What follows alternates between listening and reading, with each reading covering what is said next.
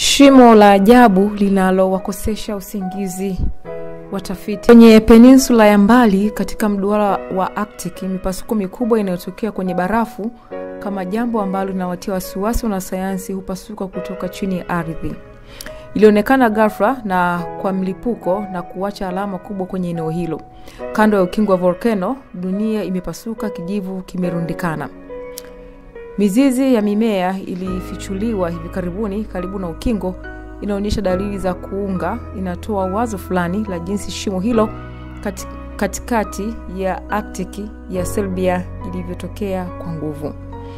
Kutoka angani uchafu mpya unaonekana, tabaka za ardhi na mwamba zilizo wazi zaidi ndani ya shimo la silinda ni karibu nyeusi, na dimbwi la maji tayari linaundwa chini wakati wanasayansi wanalifikia.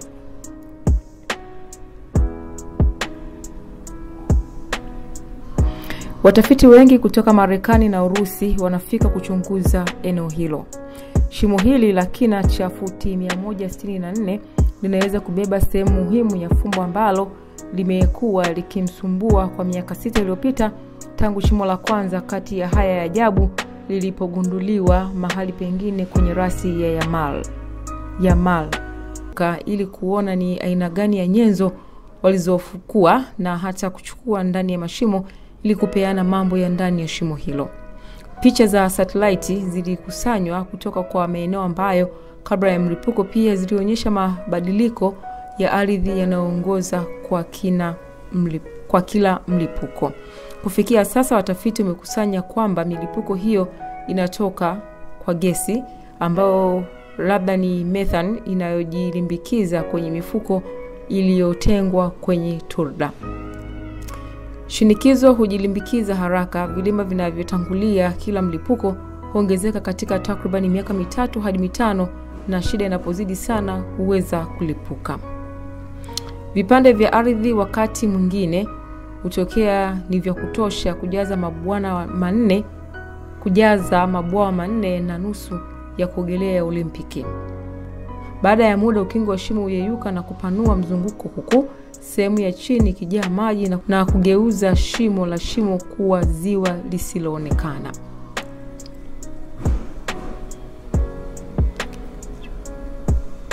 Chuvelin ni mmoja wa kundi la wanasayansi wa Kirusi wanaoshirikiana na wenzake kutoka duniani kote ambao wamekuwa wakitembelea mashimo haya kuchukua sampuli na vipimo kwa matumaini ya kuelewa zaidi kuhusu kile kinachoendelea chini ya turda.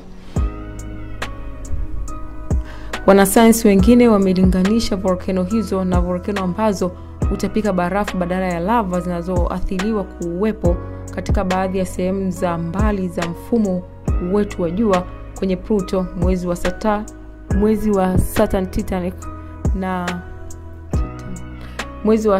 Titan na sayari ndogo ya Ceres.